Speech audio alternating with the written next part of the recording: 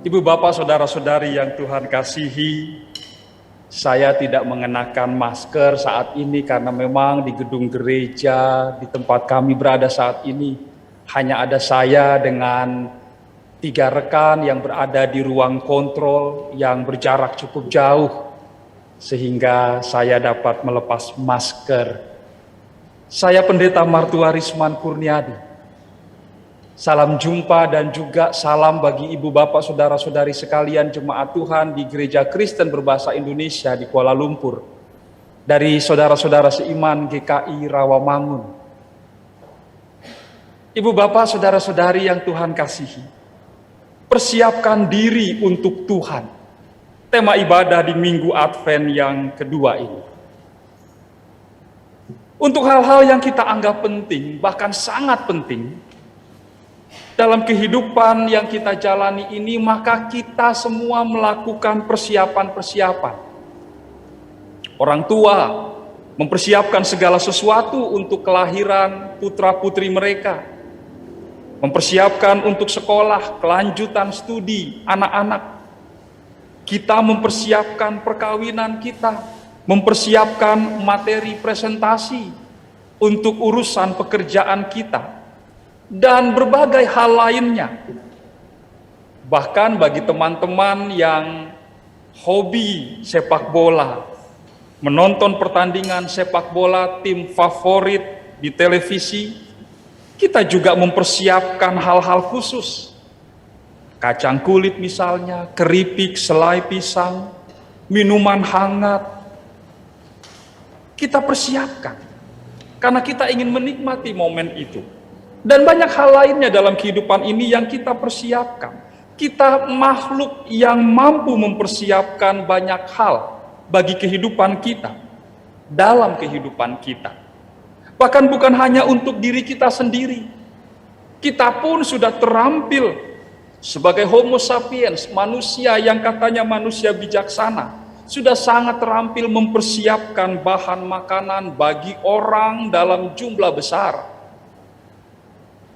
Memitigasi bencana, membuat proyeksi ekonomi, memperkirakan untung rugi, melakukan hubungan bisnis dengan pihak-pihak yang jauh berada di luar negeri sana.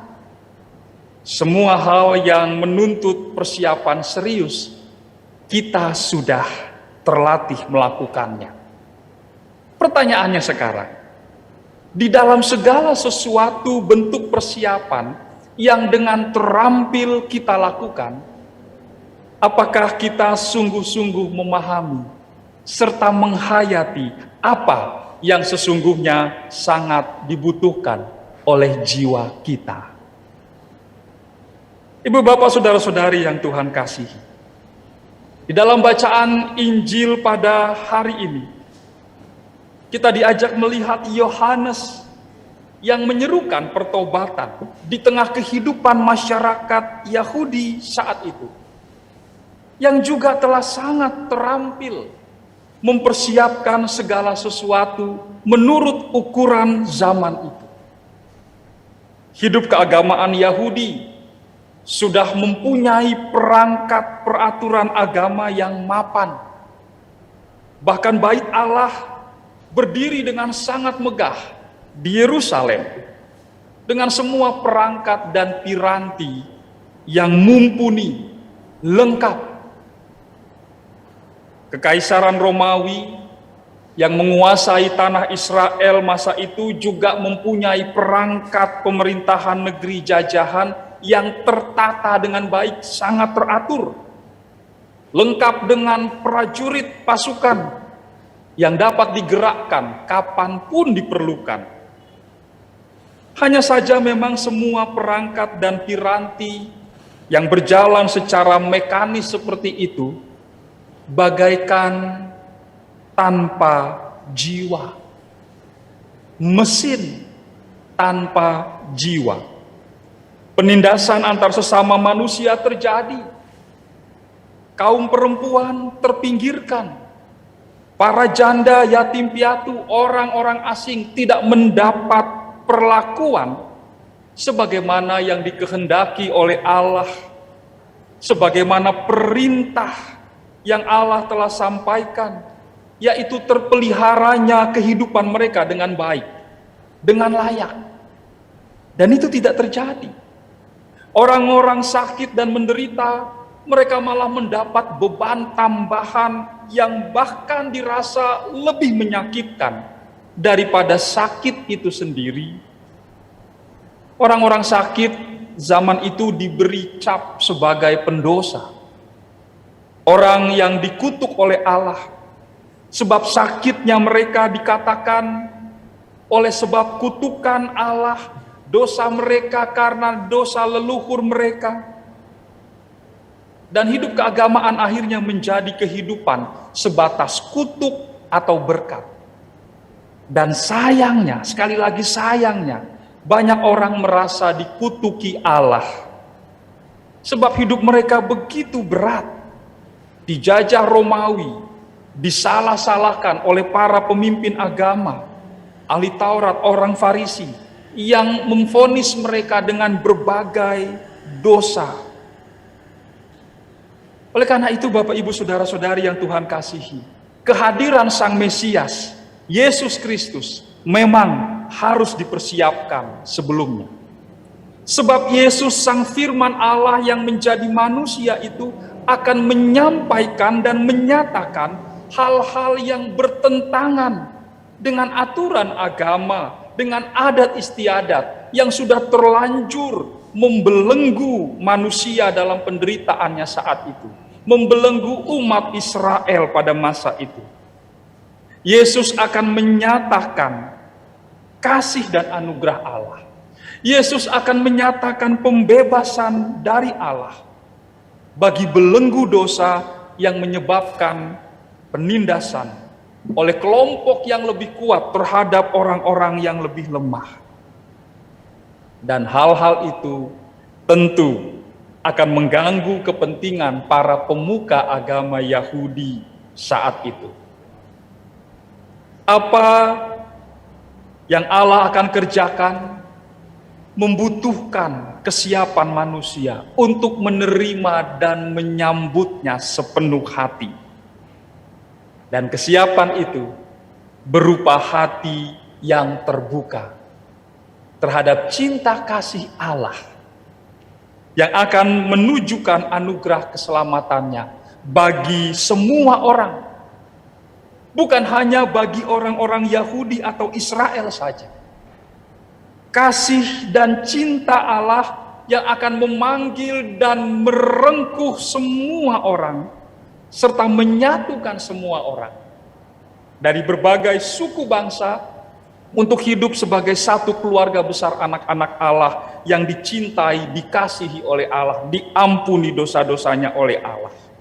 Singkat kata, saudara-saudari, Yesus Sang Mesias akan memberitakan dan menyatakan kerajaan Allah, kerajaan cinta kasih, pengampunan, anugerah Allah yang hanya dapat dipahami, diterima, disambut, serta disyukuri oleh orang-orang yang sebelumnya sudah lebih dulu berbalik kepada Tuhan, bermetanoia, berbalik kepada Tuhan, memandang wajah cinta kasih Tuhan.